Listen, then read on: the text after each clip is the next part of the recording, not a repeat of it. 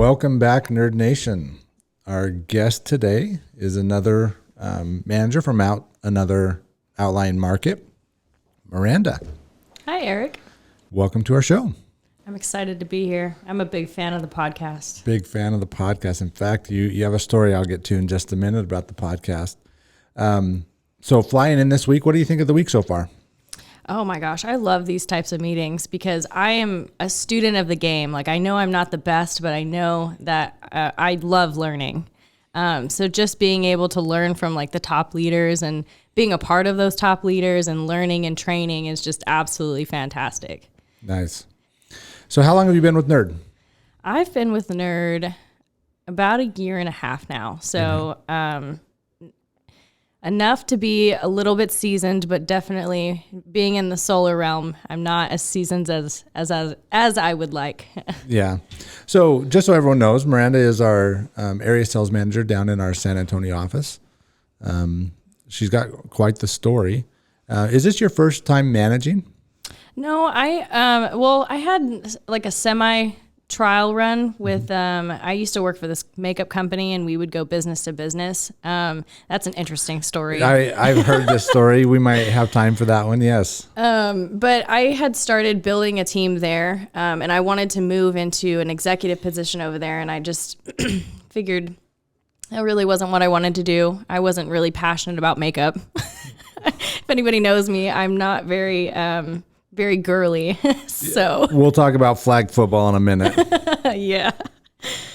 But I've managed a team and you know, being in sports, which is something I love to do. So collegiate athlete. Yeah, I did a little bit of softball, JUCO softball.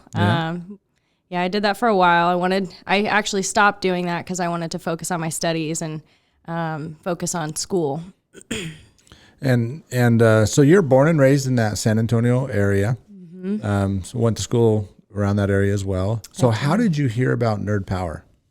Oh my goodness. Do you want me to tell the full story? I want the full story. Like, I want people to know who Miranda is. Okay. So, well, so I was working with... I know this story, by the way. I know. You're like, maybe I don't want this to know. No, I do want the story. So I stopped working. Well, okay. So actually right around, when the pandemic hit, I was working at a distillery, and which I loved. It was really, really fun. But I wasn't making as much as I wanted to because I was working as an event coordinator. You know, COVID hit, everything just kind of tumbled down. Yeah. And so after, I stopped working there because it wasn't what I wanted to do. They had put me in the distribution center. So I was bottling, and I just didn't like it. I wasn't making as much as I wanted to, and But they loved you there. They appreciated me for what I was doing. Because you did a lot. Yeah. I just felt I was underappreciated because I wanted to do things that were innovative and efficient, and they were just like, no, we've always done it this way. And so I was like, okay, well, that's fine, but I can't work here. So I ended up, kind of leaving that position, and I had enough money saved up that I was able to do something else, right? Find some time for myself. And after that, I just decided that I wanted to, try something new. And it's actually funny because at the time, I had actually met this guy on Bumble. That's the story. Our former manager. Yes, actually, I had met him on Bumble, and I was talking to him about, what I was doing and what my experiences was, and I had sales experience and customer service, and I hate this story. I love it. And so I had met... Everyone get on Bumble. Oh my God. You'll meet the Mirandas out there. I'm just kidding. But I was like, well, I want to hang out with new friends. Like, I wasn't doing sports at the time. So I was like, because okay. everything was closed off. I mean, everything. Yeah. Yeah. So I was like, you know what? I met this guy, and he was like, oh, I'm an entrepreneur. And I was like, what does that mean? Like, that could be anything. Right. So I asked him, I was like, okay, you're an entrepreneur. What do you do? Well, we went out to go bowling, and we just ended up talking about sales the entire time. Yeah. But he had told me, he was like, well, I've worked in solar. And I was like, oh, that's cool. How does that work? I have no idea. I will say, like, we're talking about a former manager. I won't say his name, but he was an excellent recruiter. Mm-hmm. Like, if he would have focused on recruiting, he would have been amazing, right? Yeah. But yeah. Go ahead. He did. He actually did a really good job recruiting, which is why I'm very thankful for where I'm at. Yeah. So, yeah, he had, so I was like, okay, whatever, I'll try it, right? And was he the manager at the time? I don't even know. Okay, he was the manager at the time. Yeah, it was like a transition. He said that he had just gotten done with his managing at the time. So I had gone to N.E.R.D, and that's when I met you. And I was like, I was just extremely new. I didn't know what I was doing. I think it took me about a month to get my first sale, but I felt like I was just not properly trained at the time. Right. But it was also, there was a big mix in all of that. But luckily, he had moved, the older manager had moved out of that position, and I was able to get training from Sigel and from you, and it was just, it was great. You did a lot of phone training with Sigel and over the phone and different things like that. I remember that. Yeah, I felt like... did she go down there? I think she went down there even. Yeah, when I figured out I never had a boot camp. And now you train. Wow, okay. Yeah, I didn't have a boot Not camp. Not a good thing. Yeah, but this was, I mean, you know, San Antonio was in transition. Like, Sigel did such a great job building that office that it was in transition of trying to move another manager into that position. Yeah. Tough, big shoes to fill. Tough to replace. Yeah, definitely. Now it's so weird to see that I'm in that position. I'm doing the building and I'm transitioning, and I'm like, man, I gotta fill Sigel's shoes. Like, I'm gonna do it, but it'll take me some time, you know. Well, and to your credit, I mean, it's actually really cool because you have been a student of the game for so long, and you've there's no expectations like, I need to be a manager. You just were consistent. You performed and you stepped up. In fact, we struggled. Like, it was painful at the beginning of last year. And, I mean, the month that you took over, we went from 0. Maybe it was 1. No, it was 0. 1. No, it was 1. It was 1. Yeah, we had 1 on the month. And then 0 the month before that then. Wasn't it? That was, no, I think we had like 2 or 3, but it was horrible numbers. Let's just put it at that. And then, I mean, you instantly went to 17. Yeah. It was a big change, big difference. And again, you're the first to recognize, the Brandons and your team leaders, the Vals out there that have helped you. But you've been an amazing leader out there, and that's why we're excited to have you on the show. So yeah, I'm excited to be here. I know I'm still gonna learn and still gonna progress, but and I love that. So, what has been the hardest part about managing? Oh my goodness, I'd probably say working with Eric. No, that is my favorite part. My absolute favorite, because I know that you have my back, like yes. Whatever it is. And that's all I've ever wanted. Like with, you've earned it. Yeah. So I love it. But I think the hardest thing for me is like, cause like you just don't have these good role models, especially with other positions that it's just, they will give you the runaround, or they'll say, oh, we'll do this for you, or we'll do this for you. And it's just like, that never happens. And they don't genuinely care. Like that's one of the things I pride myself in management is I genuinely care about you. Because at the end of the day, like you don't want to just feel like a number. You want to feel like you have a place here. You have a position. You're important. Like if you were not to be in the position, or you weren't to be with N.E.R.D, I want you to feel like, okay, that's a missing piece to the puzzle, Yeah. So developing those skills and developing those assets is important. So the hardest thing for me is just, taking what I've seen my other managers do in past roles, and I was trying to replicate those, but I'm like, well, I left there. Why would I try to replicate that? Yeah. I have to say, one of my favorite trainings ever was Babe's training yesterday.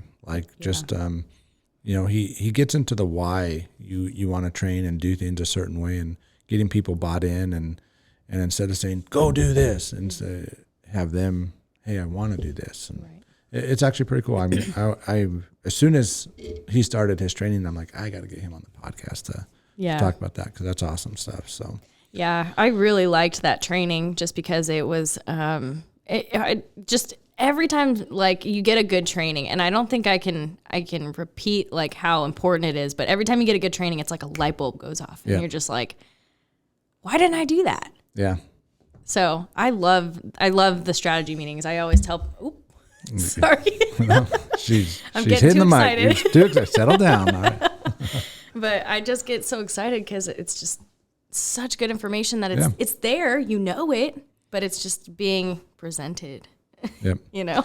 And I'll tell you, Miranda, one of the reasons why you're so good, and you know, I tell people I'm uncomfortable in my job every day. Like I want to get better, I want to be better, and you're that person. Like you're a student of, you know, the industry. You're a student of managing. You're a student. Like I love how you're all in. Mm-hmm. You're all in. Yeah. But you're all in on a lot of things. So tell us a little bit about, you know, what you like to do outside of the office, because it's actually quite extraordinary. Yeah. Fun fact, well, I mean, you know this, but for other people that don't know this, I play flag football competitively. Like competitively? Competitively. Like national tournaments, flying all over the country, competitive. Yes. And you came to Arizona once, right? No, I was planning Vegas. to. Yeah, I went to Vegas. Oh my gosh, Vegas, playing football in Vegas is it is outrageous. Like it is just so hot. The dry heat, because I'm from Texas or San Antonio, and it's just humid. But I love football. Like I started playing right around the time that I got with N.E.R.D. So it's been a journey. It's obviously like something that I use for my stress reliever. Right. And which is needed. Yes. And it's really cool. And I'm gonna shout out one of my quarterbacks. So her name's Vanita. Vanita is the USA flag football team quarterback. Wow. Yeah, so I got to play with her, which is super exciting. And you're recruiting her to N.E.R.D, right? Through Bumble. Yes. No, she's it was extraordinary to play with her, because you can just like, you know, when somebody's really, really, really good, regardless of like the skill set, like flag or solar, that you can just learn so much from them. And it's just, I love that. Like that's what I usually do. I have a tournament coming up for Tampa, which is like Worlds, what they call Worlds. And it's so many teams that come together. And are you guys ranked? Like, is there a ranking system, or is it just kind of like what do they call that? Just a grouping where you round robin? No, we're ranked. So they have tournaments over the span of the year, which you can go to and you can get your rank. So our sevens team, which is pure H2O, I think we're ranked at, I'm not exactly sure what we're ranked at, but we're up there. Yeah, you guys are good. Up there. Yeah. I like my teammates that I have, like my quarterback Dama. She's awesome, like fantastic. She actually works in solar, and I've tried recruiting her. And so if she listens to this, she needs to come to N.E.R.D. But she said that she had signed a contract, and I was like, dude, just whatever it is, like, just come to us. Like, just come work for N.E.R.D. Like, we're so much better. Is she in San Antonio? No, she's in the Valley.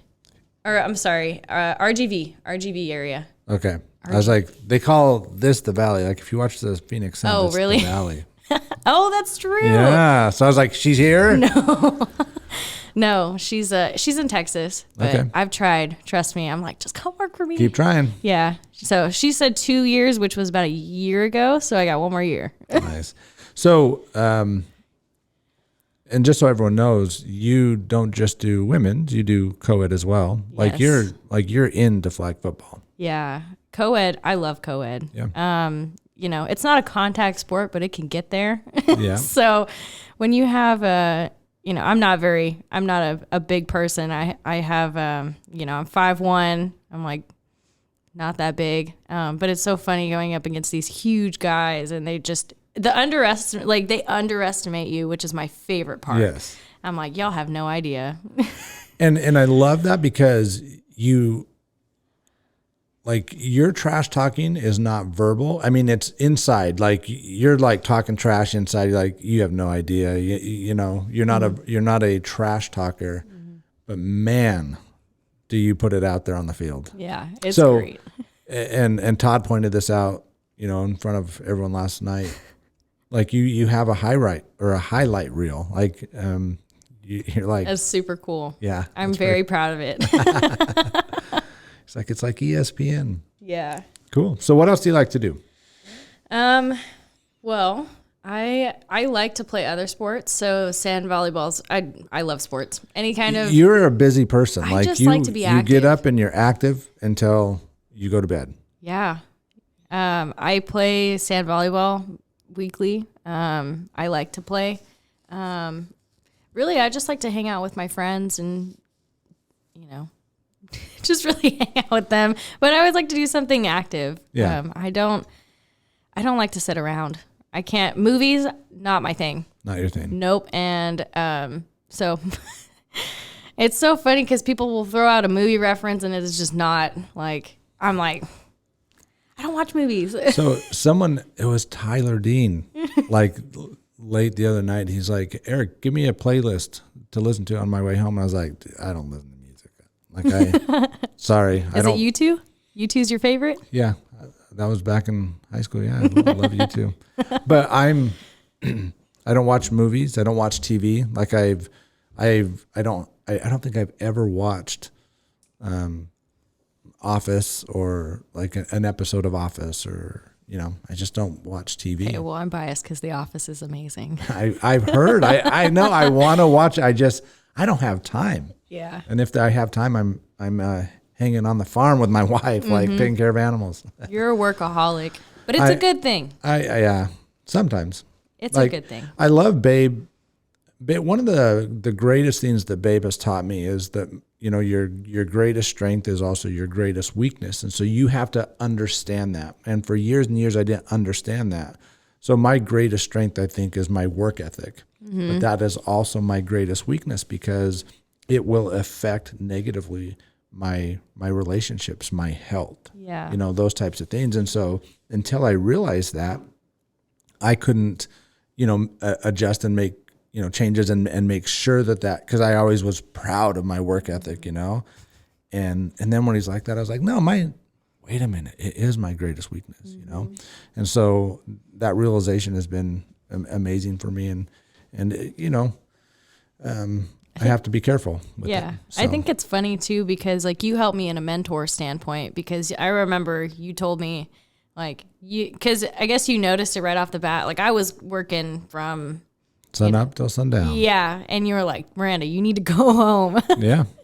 And just being able to set aside like that time, that personal time for your family or for the things that you want to do outside of work, like it's extremely important. Yeah. But I would have never, like I'm a workaholic. Like when I was working at the distillery, like I would work from 8 o'clock in the morning till 4 o'clock on a bottling line. And then I would turn around, go to Austin for an event, work until 12 o'clock at night, and then go back and do the whole thing over again. Yeah. So I like to work. And I guess I like the people I work with. I like the industry I work in, you know, so to me, it's easy to work. It's not challenging. And so I wouldn't say it's, you know, I come to work every day. Yeah. You know, I get to go get things done. So I like that. So you're super competitive, athletic. What are your goals this year? So it's the first of the year. I've heard this a few times, but there's a different feel in that room this time, Yes. even from 6 months ago. Yes, entirely. What is that? Tell me what it is. What are you seeing? Well, I think it's so. I'm a big believer of being able to retain the people that you're at the same level with, or around that realm. So personally, and this is something actually I'm going to talk about in my presentation, so not to spoil it. Well, this one will go out till after. So. Okay, good. There was something that I learned when I was with the makeup company is that you can only retain people who are as good as you or less. So if let's just say we're going to put it on a scale, right? So we have a scale. Todd scale. I don't know what Todd scale would be.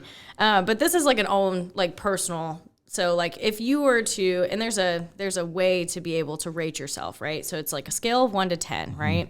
Most people aren't 1s. But most people aren't 10s. Right. So somewhere, it depends on your value, your work ethic, the things that you bring to the table. This is where you fall align with this scale. So let's just say, for example, I'm an 8. Like I know I need improvement. I know I don't have the experience that I should. So I'm kind of sitting around an 8, right? And that's where I would probably place myself, is around an 8. But if I try to retain somebody who's like super sharp, they've been in the industry for a really long time, which that actually really doesn't matter because our platform's better anyways. But, they know, they have more life experience than me because I'm pretty young. I would consider myself pretty young, but they have more life experience. So they're kind of at a higher end, like maybe like a 9, right? Or like a 9.4. So it's harder to retain that person that's a 9.4 exactly. Because you're not at that level yet. Mm-hmm. So being able to improve yourself, which is what we've done with this room in the last 6 months, is because we've increased the quality of the human, which Todd would say. So like you increase the quality of the human, then you increase your demand and your results and the standard. Exactly. So that's actually a great accomplishment. Like it's a huge, whole different feel. Yeah. So and it's interesting. I could sense there are a few people that didn't fit in the room. You know what I mean? And I think the 8s and the 9s could sense that. Yeah. So it's interesting. I'm excited for this year. I'm excited what we're gonna do. So yeah, exactly. So you're a big fan of the podcast. Why? Oh, I just learned so much. Like there's things that I won't think about just because I'm, obviously it comes with experience, and Babe and you and Carl and Sigel all have a lot of experience that it's like putting a puzzle piece together, because I can learn and I can see from other people's perspectives, and like I can put that together and be like, oh, well, that was something similar to that I went through. Yeah. It's like, oh, well, why didn't I capitalize on that? Isn't it interesting that a lot of those people that I've had on, they've all had similar experiences? Yes. You know what I mean? Yeah. I don't know if I don't think Todd's is out yet, but I had Todd on here, and, he talked about his failures. Mm-hmm. I mean, like, hey, Todd, you got the mic. What do you want to talk about? I'm this, and no, he talked about his failures. You know what I mean? He's like, that's what I learned. That's, how I became the man that I am. And I thought that was awesome. There's so much information in it. So you actually use it as a recruiting tool. I do. I love it, because I just feel like if I'm motivated to hear everything that's on this podcast, I know it's going to strike somebody the same way. And so I actually had a guy from Colorado. He had applied to N.E.R.D, and he's like, I'm coming down to Texas actually next week. And I was like, and he was like, well, why is your company better? This, that, and the other. He was asking me a bunch of questions, typical like pre-interview. And I was thinking about it, and I really like this guy. Like personally, when I do my interviews, especially if it's on the phone, I just try to relate. Yeah. Because I think that's more important. Like I could show you like why we're different, but that's why you're going to be here and meet me in the interview. Right. So I just try to be personal with it. And I'm like, hey, I really like this podcast. I think that you should listen to it, especially if you're going to travel. You're going to need something to listen to anyways. Here, yeah. Yeah. So I had actually sent him the podcast, and he was like, Babe Kilgore? And I was like, Babe Kilgore. It's good. And again, I don't know if we've really tried to get it out there, but our goal is to get, people to understand, who's involved here at N.E.R.D. Mm-hmm. And there are amazing people, surrounded here at N.E.R.D, and they've all got some pretty cool experiences. So, well, Miranda, we appreciate your time. I'm glad you're here. I feel like we don't see you enough up here at corporate, so hopefully we get to see you more often. Yes, I'll be back for July for sure. So. All right. Well, thank you. Thank you, Eric.